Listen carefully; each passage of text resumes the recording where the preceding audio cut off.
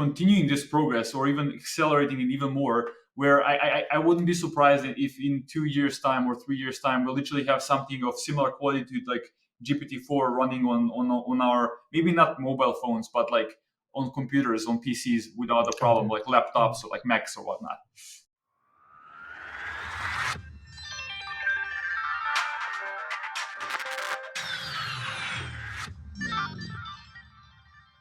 Hi, everyone, and welcome to another exciting episode of Leading with Data. Today, I have with me Alexa, who is actually someone I really resonate with. So, he's an entrepreneur himself and building his own startup. He's also someone who likes to share his knowledge and runs a very popular YouTube channel. And his product is also actually very interesting, and we'll get into that in detail. And further, he comes from a non-computer science background, so he has found his own path to kind of excel in this field. And not only excel, he was a research scientist at DeepMind as well. So someone who has come from a non computer science background and has actually excelled in the domain. So I'm really looking forward to this discussion and learning a lot from him. So welcome, Alexa, on the call. Thanks a lot for the invite. Maybe a quick note is that even though it's like not computer science, it was electrical engineering. So I don't want to mislead people. Correct. So it's very similar. I did have software engineering like classes, so it's like as close as it gets Yeah. in that respect. Sure. Yeah. But no machine Yeah. learning. Yeah. And No machine yeah, learning, let's say. I studied aerospace engineering, so that's where I was saying that it's not a pure computer science background. But Yeah, thanks for clarifying. no worries. Great. So Alexa, let's start with your journey into data science, and how did your kind of initial interest build up, and then how and when did you decide to kind of explore this domain, and what was that journey like? Yeah, makes sense. So basically, as I said, I studied electrical engineering, and then I was actually enrolled, focused on electronics. So I was closer to hardware, much closer to hardware than software. And then at the end of Mhm. my studies, I noticed that there is so many more opportunities in the software space than in hardware space. It's more transparent. There are all of these hackathons, datatons, cool people working on cool stuff, and also I'm not gonna lie, more money. And so all of that Mhm. combined with my interest and like I kind of pivoted end of my studies towards software engineering. So I started self teaching myself Android development initially because I got this internship in Germany, and so I just wanted to get a decent background before I start working there. And so Mhm. that was kind of the start of the story. And then in Germany is I think when everything starts shifting for me because I started talking with my friend who is like fairly famous here in Serbia, and he used to do internship across Google, Facebook, all of these big tech companies, Microsoft as well. He used to win these programming Mhm. competitions, so that inspired me like intensively. And so he recommended me to go through this cracking the coding interview book, which you're probably familiar Okay. with this one. Like it's kind Yeah. of the go-to book that people recommend when you're preparing for big tech interviews. So, and then I zealously started going through all of the algorithms and solving one problem at a time, and also enrolled at my faculty in this algorithms and data structure class, which was reserved for computer science Mhm. students. So I kind of went there on my own. It was weird. It was weird for the first time in my life to be enrolled in a class with like people who are 1 year younger than me.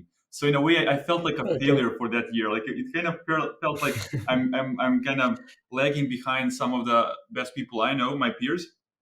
And so it was a weird period for my And life. for context, Uh-huh. which year was this? So this was 2017.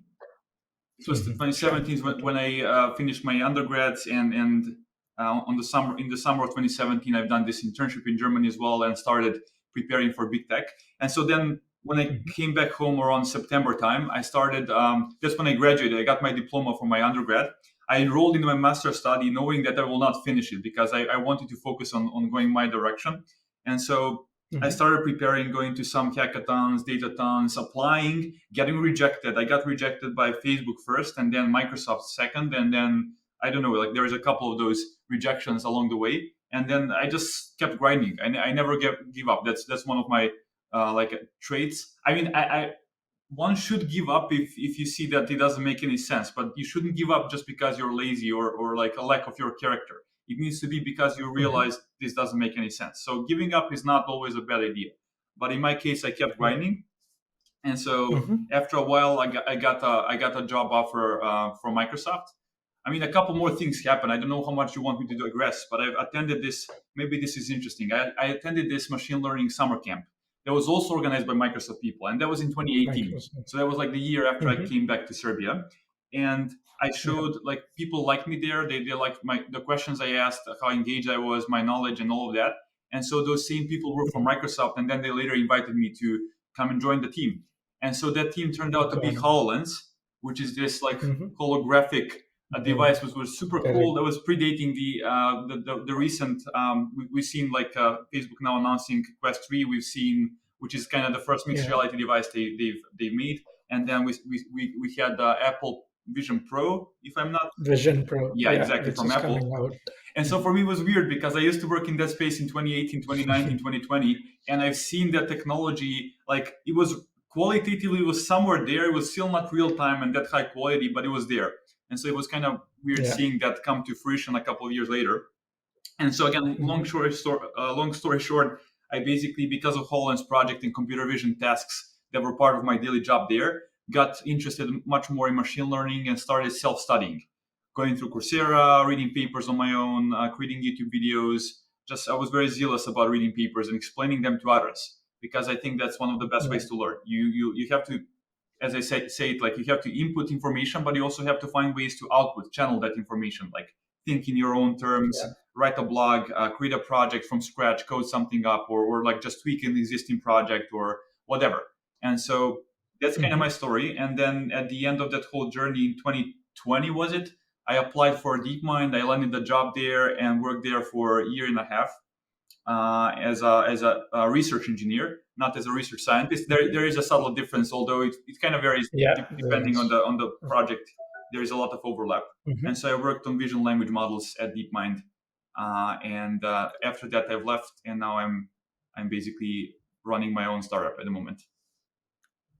Wow, great, great. Just want to go deeper in some of the things that you mentioned because I think they have some very interesting learning. So, first of all, in today's world, when there is so much content out there and there are so many places where you could go and get curated roadmaps, why did you decide on creating your own path, learning path and creating your own journey? And also I think you did something which is not very common in the industry, which is these input stages and output stages, as you call them. So can you share a bit more on what was the thought behind, and then did you kind of feel that gap and that's why you created it, or that's the way you have learned always? So a bit more about that. Yes, I mean, ultimately, if you're self-aware, there will not be a single human in this planet that will know better than you what's the optimal curriculum for you personally. If you're self-aware, if you know how you learn, what motivates you, and all of that. So that was the case with me. Like Mhm. the reason I didn't like the academic pursuit is because everything was so structured, and people were dictating what I'm learning and what subjects I'm taking, and all of that. Of course, that gets much more like open-ended in the PhD once you get to the PhD stage. But at that point of Mhm. time, I was like, well, if I'm pursuing like open-endedness, why not just go fully in and just completely be open-ended and do whatever I think is the best thing to do? And that's what I decided. So like Mhm. I did have previous track record in related disciplines, be it sports, like where I was literally transforming my body in a span of a year completely, and or learning human languages. Like I learned, was it 4 languages when I was in high school. I was just zealously reading a ton of Oh, wow. books. Like I read 13 German books at one point, just like completely German. And before that, I had like very bad grades in German, so that kind of Okay. triggered me to start like my Wow. journey there. And so I think I have this history of something triggering me, like and like kind of awakening my spite, so to speak. And then I started just like Mhm. learning on my own, and I realized I'm much more efficient and better when I do it on my own. So that's kind of the reason why I crafted my curriculum. I'm sure there are a ton of curriculum of people who propose it online, but the thing is, a unfortunately, especially now, at least 98% of those people have zero clue about what they're talking about AI. They're just trying to get some attention because it's currently trendy and they know they will benefit themselves. So there is a ton of low Yeah. quality content. And even for high quality Mhm. content like Fast AI or Coursera courses, those are again fairly generic and they're amazing first step for probably most people. But like if you know Yeah. you know yourself a bit better, then you should go and just build something for yourself, and that's what I've done. So that's kind of the reasoning. Yeah, great. And you mentioned that a lot of things started changing for you when you landed in Germany for that internship. So were there any kind of specific moments which you remember which kind of influenced your decision significantly? Yeah. So I was very ambitious, very driven, and I thought I was very accomplished. But the thing is, I've spread out my energy across. Like I was probably not the most humble thing to say, but like I was a kind of what's the word, renaissance man. Like in the sense, I was very general in my curiosity, and I was doing a bunch of stuff, and I was getting very good at a bunch of stuff, but I was not becoming the best at one particular thing, and so I realized I really want to start channeling my energy much narrower into a particular field, and all of that combined Mhm. at that point of time, and first time living in a different country like Germany, and like feeling like I kind of made it just because I was in Germany, which like in retrospect seems like such a small thing, especially nowadays people travel and move places. But like it kind of inspired me, and then I noticed I was thinking to myself, who are the people I kind of admire the most around me? Who are the peers around me that I admire the most? And then I try to basically become better than they are. Like I'm very competitive in nature as well. Like although Okay. I never put a particular face onto like my Mhm. competitor. I kind of always compete against this nebulous like entity that's usually and that's Mhm. also a part of the reason why I was always close to burnouts, because I'm comparing myself not against a single human. I'm comparing myself against the Yeah. progress of the industry sometimes. I maybe that Mhm. sounds weird, but like that's how I think. And did you participate on any of these competition platforms like Kaggle competitions, etc., which happen, or you I didn't. stayed away I from? didn't like the Kaggle attracts a bit different type of people. It's more definitely more for data science. I was more like deep Mhm. learning and like well, deep learning is probably the best term, not machine learning, because Kaggle is also about Mhm. machine Mhm. learning. So because of Yeah. that, I was not that bullish on Kaggle. I did read every now and then Mhm. some blog posts. Like I follow Jeremy Howard, so every now and then I see something from Kaggle. I never competed myself. I did compete on some of the competitive programming competitions, but I never got that good Yeah. because I didn't spend that many years. Like I spent maybe 6 9 months obsessively doing algorithms, where some of those people Mhm. were like beginning of high school. They started doing it competitively, so it's hard to compete when you're like 6 years lagging behind. And I knew either way that that's not my end goal, so I was not obsessing. I just used it as a kind of tool to get to my next milestone, and that was landing a Okay. job at big tech. That's how I was thinking about Yeah. the whole thing. Yeah.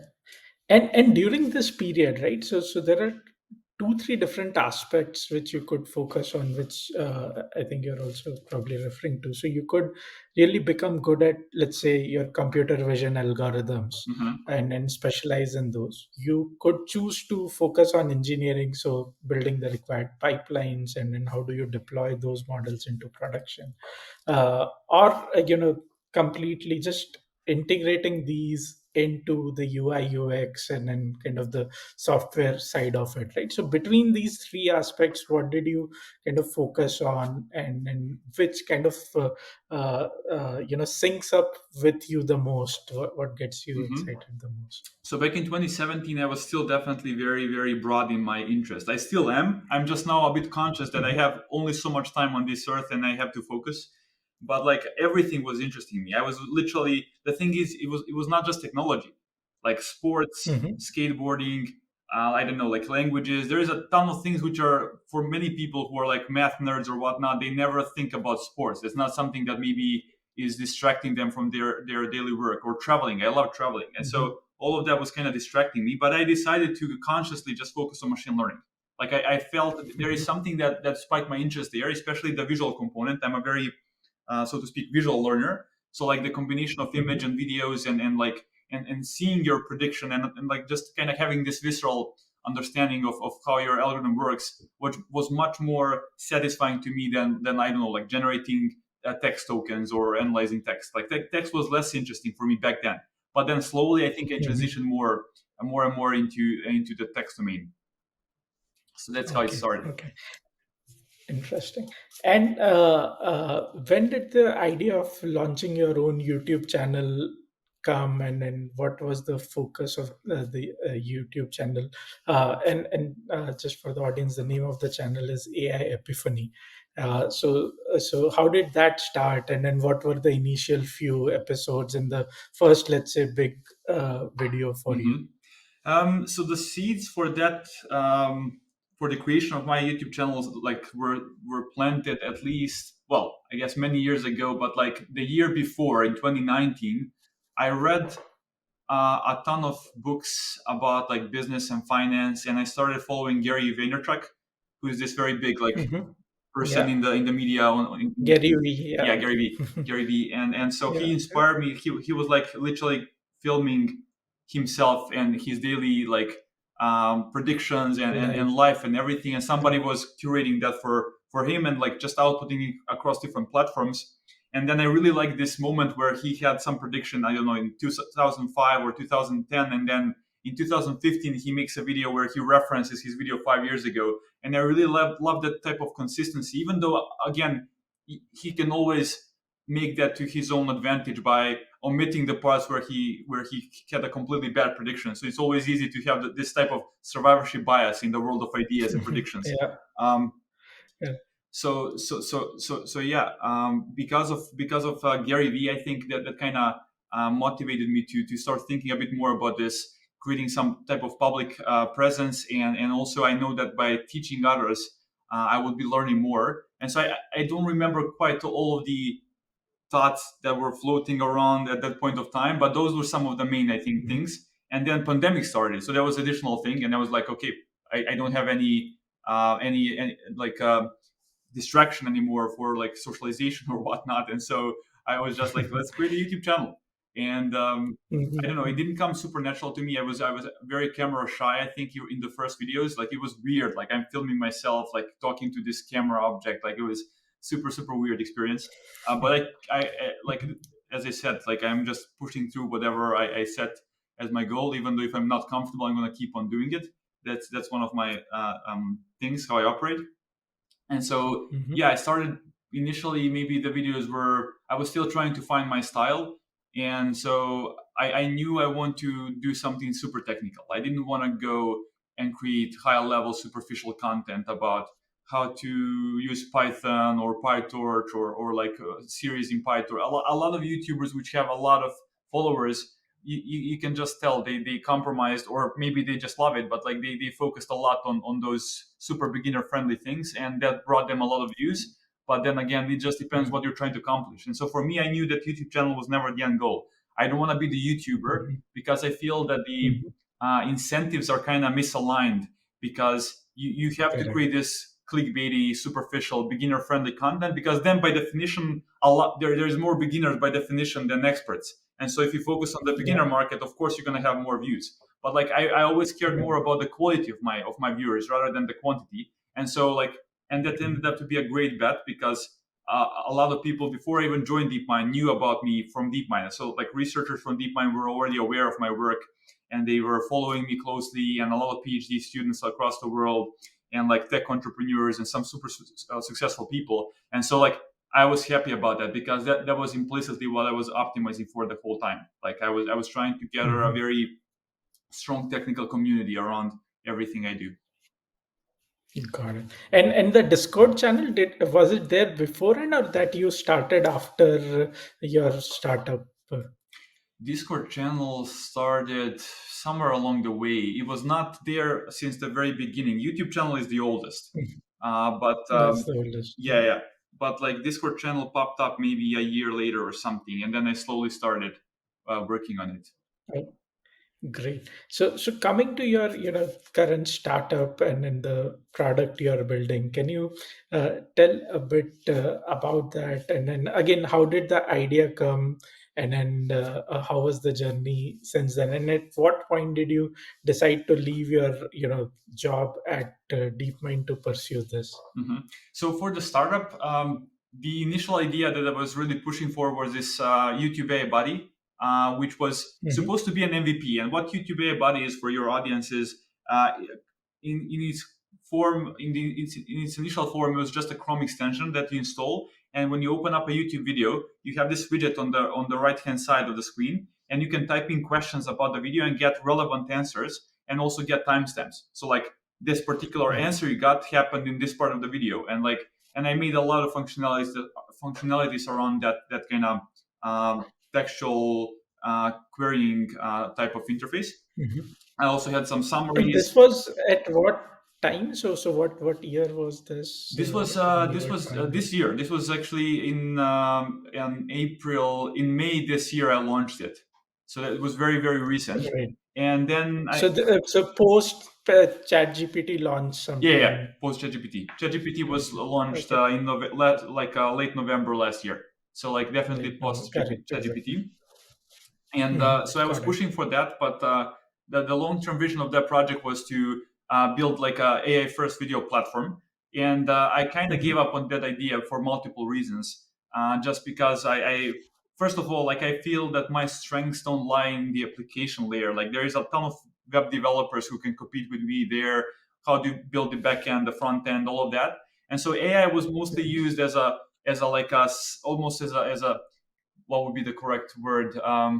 Enabler, As an probably. enabler, yeah, like but not like the core thing in and of itself. And so I realized I really want to go somewhere. I need something that's challenging intellectually, Hmm. technically, much deeper.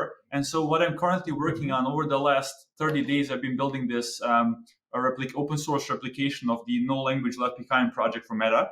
And that's basically this machine Hmm. translation, multilingual machine translation system that supports translation between 202 languages from both the source and target side. So you can translate between any combination of those 202 languages. So I'm trying to replicate that, Okay. and I've Hmm. been streaming actually on my YouTube channel. Like I have 30 days of continuous streaming of like 10-hour streams roughly every day of how I've been building the Okay. project, and so that kind of caught the attention of some people, and like there seems to be more and more interest in the project. So that's kind of what I'm currently working on, and my idea with Hmm. this is to build these multilingual systems because I feel that the field is super obsessed with English with a good reason. English is the Hmm. most present language on the web, and so people are just Yeah. obsessed with lemmas and all of this and optimizing for English. But I think there is a whole market and like all of these countries and companies operating in those countries that whose English whose language is not like whose primary language is not English. And so I feel there is a Yeah. gap there, and so I'm kind of focusing on building that as well. And I'm also planning on building non-English large language models as well. So that's kind of where I'm currently standing at multilingual foundational models. That's what I'm pursuing at the moment. Got it. And the way you're approaching this, so you would need data sets from each of these 200 languages to kind of train on, or there is some amount of learning which you can take from one language and Yeah. then transfer it to Um, another language. How does that there is going to be some transfer learning going on, but you still have to at least see that language, right? So like maybe Mhm. you will not cover all 40,000 directions because that's infeasible, right? Because Right. too much data. But like maybe I think that the NLLB project used around maybe thousand something or maybe 3,000 something. Don't quote me on this. Language directions, Mhm. and then for all of Mhm. the other 40,000 minus that number of directions, you can transfer learn and expect and kind of Mhm. Mhm. hope that the system learns how to translate those unseen language directions. Got it. Got it. And for this to, let's say succeed or come out to impact the challenge which you are mentioning, that there are, multiple areas where a multilingual AI model can really make a huge difference.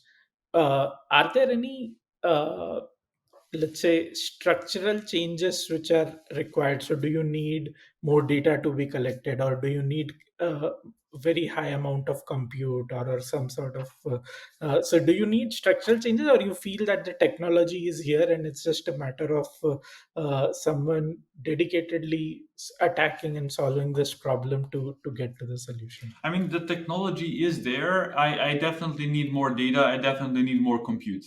I mean, I think it's very similar for a huge portion of startups who are trying to do something similar that I'm trying to do here as well. So like definitely more data is needed and definitely more compute is needed. Like that much is like Got a it. no-brainer. Yeah, yeah. And then you also mentioned that you're training your own LLMs. So I mean, are these two kind of independent projects, or they are interrelated? They are So one, if interrelated. one happens, the other would happen They are independently. interrelated because ultimately it boils down to compute and data. And once you build the muscles of Mhm, understanding multilingual data sets, be it monolingual or parallel corpora, um, it's mhm, mostly transformers. Like, and there is a lot of skill sets that just transfer very easily. So it's like, in that sense, I tend to think about them under the same umbrella. Even though I'm currently focused got on basically training this first machine translation model for Croatian, it. Serbian, and Mhm. Bosnian languages. Just that's where I'm starting at, Okay. and then I'm going to be expanding the scale. So I'm starting with Mhm, 615 million parameters. I'm going to be extending the mhm, scale to 3.3 billion and above, and also the scope of the mhm, languages I support from currently 3-4 languages. So from English to these Croatian, Serbian, Bosnian to all of the 200 something languages that the NLLB project supported, with the goal of, as I said, mhm. open sourcing checkpoints that can be used for commercial applications. Currently, Yeah. everything they Mhm, released, even though they said it's open source, it's not open source because you can mhm. literally not even use it for commercial purposes. So it's like very far Commercial away purposes. from open source. Right.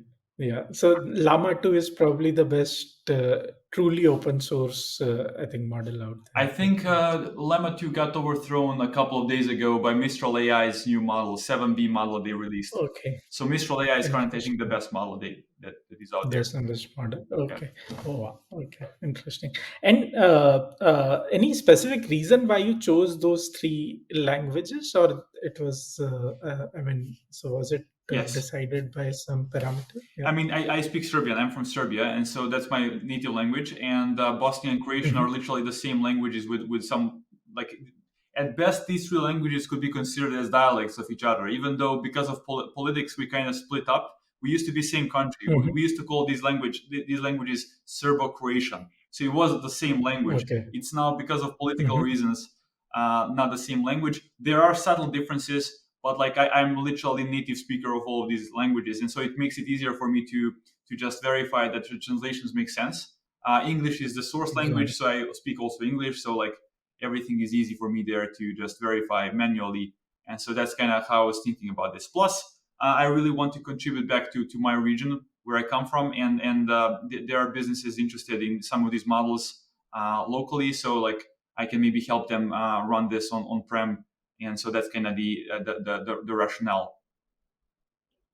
Got it. Got it. And let's say you are able to make one directional progress. Would it also mean that the second direction gets solved uh, by itself, or it would? So, in the sense that, let's say you are able to translate from Serbian to English, would it mean that the second side is solved automatically, or you'll need to have a different model to do that? It's definitely not solved automatically. You have, because decoder. If you know a bit about transformers, basically you have the decoder and Yeah, the encoder sides. And like encoders, correct. if you teach the decoder to only see Serbian and English is always on Hmm. the encoder side, then there is no way that the model will now know all of a sudden to produce English on the decoder side. So you have to it has to see the data. So you have to train on both directions if you want to have the um, if you want to have the same or similar amount of quality, even though usually and I think that it's always the case that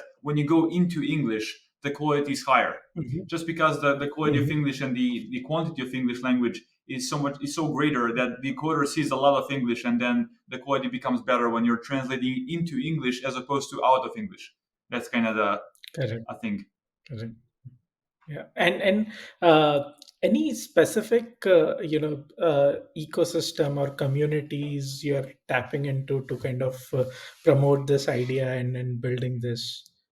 I'm currently not promoting it super bullishly, to be honest. I'm just building stuff. I did post a Mhm. couple of posts on Twitter and LinkedIn, but nothing super like. I was much more bullish about the YouTube AI Buddy when I was promoting Yeah. that product. Like for with this one, I'm just like building and learning and connecting with people who know their shit, so to speak. And so like Mhm. I'm not really promoting it that much. Got it. Got it. And and then I mean, this is more out of curiosity. What was the reason to pick the name Artus AI, which was I think the name you gave to the AI buddy, right? Yeah. So, or to say, I kind of made a mistake of not decoupling clearly the name of the company and the name of the product. Like the product was named Okay. YouTube AI Buddy, whereas the Ortus AI Mm-hmm. is like is the alphabet. Ortus AI is like is the meta. So it's kind of the umbrella name of the Okay. company. And Ortus means it's a Mm-hmm. Latin word for emergence, and emergence is kind of Okay. like a big thing currently in deep learning because all of these AI skills are emergence. emerging without us Right. explicitly training them. So that was kind of the rationale behind the name. There is some symbolic behind the name and the reason I picked it. Um, so yeah, that's kind of the explanation there. Got it. Got it. And coming to overall development in generative AI and transformers, how do you see, let's say, next few quarters? I guess in current context, anything beyond a year is anyway way too far. So, I mean, what are some of the developments in the field you are most looking forward to, and how do you see this evolving? 1 year prediction is also super optimistic, I would say. Like the thing True, is, true. somebody if OpenAI now releases something that's completely like it can shift the industry in like in a month.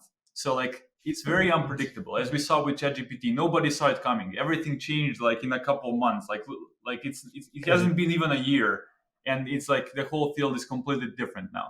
So Mhm. what I'm currently passionate about, I don't know, the whole stack is interesting, honestly. Like everything from hardware, there's so much innovation going on the hardware in the hardware space just because of the recent changes in the infrastructure, namely the OpenAI's Triton, which now enables you Correct. to have super optimal code, optimized code for various platforms, and so kind of breaking down a bit Nvidia's monopoly. And so AMD is kind of new player, well, they're old player, but Yeah. they're positioning themselves They've in the come back space. again. Yeah. Exactly, the comeback. And there is all of these smaller companies being built. They are trying different approaches.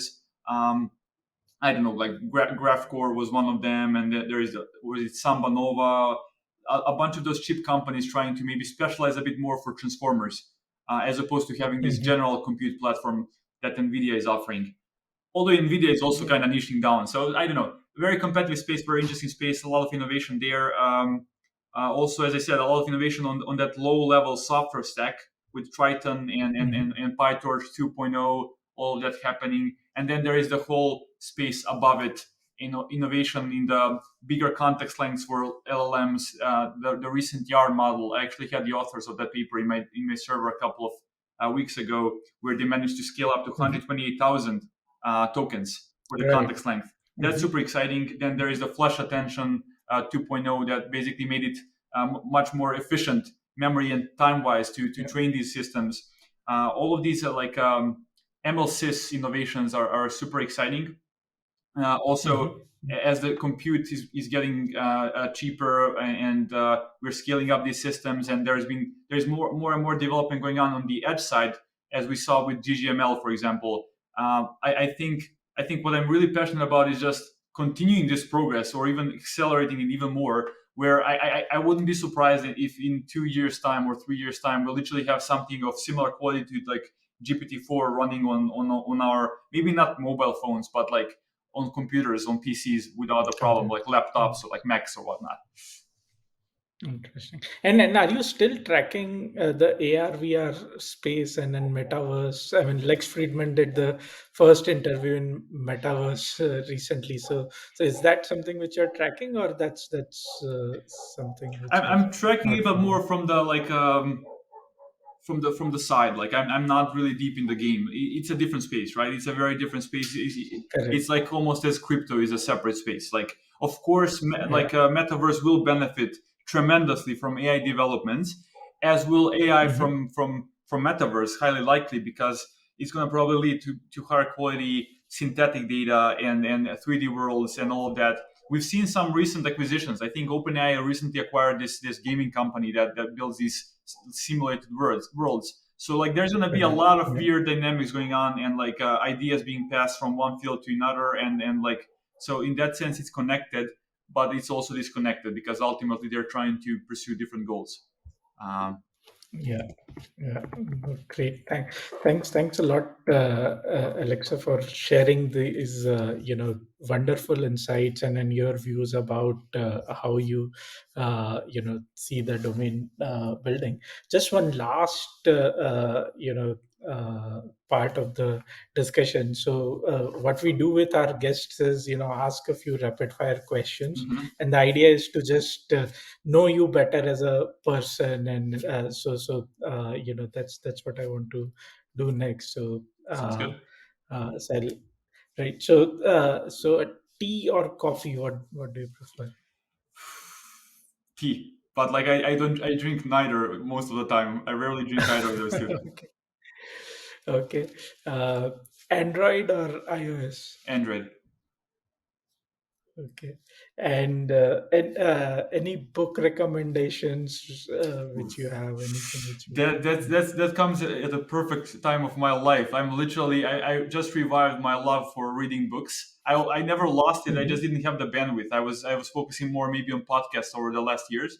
But like I went to Mhm. China a couple of weeks ago, so Shanghai and Shenzhen, and because Mhm. of the internet situation there, so to speak, Right. I literally couldn't normally use any of my Western apps, even with VPN. And so because of that, I just Okay. downloaded a ton of books and I started reading. Mhm. So like I read Phil Knight's book, the Shoe Dog, which is super amazing. He's Mhm. the guy behind Nike. So Yeah. like Nike. that Yeah. story is so amazing. And if you're like want to get inspired and learn a couple of things about how difficult it is to sometimes build companies, I think that's a great book. Correct. I also read Mhm. I read George Orwell's 1984. That's maybe more if you want Okay. to kind of brush up on Right. your classics and get some more of that cultural background, because that book Yeah. was highly And influential. and see a AI dystopian view. Yeah, not just AI. It's more of a Yeah. communist maybe dystopian view. And then I don't know. I Correct. read also this poor Charlie's Almanac from Charlie Munger, who is the right hand Yeah, of of Warren course. Buffett. So that's also an amazing book. Right. And I'm currently reading Elon Musk's biography from Walter Isaacson, which is amazing. Walter Isaac. Yeah. So I can Thanks. recommend all of Thanks those for. books. It just depends what you want, what are you trying to learn. I have a ton more books on my backlog, and yeah. But like maybe one book that was very influential for me was Mhm. the Millionaire Fastlane from MJ DeMarco. I've read Okay. that one back Yeah. in Yeah. 2019, and it was super Mhm. influential on my mindset and how to think about wealth in general and like yeah. So I think that book is super highly recommended from on my side. Great. Great. Thanks a lot, Alexa, and then great insights there. And look forward to interacting with you again in future. And as I said, we'll be posting this to the community. And then if there are any questions from the community, we'll definitely get back to you. Sounds good. Awesome. Glad to be here. Sure. Thanks a lot for your time. Thank you. Thank you.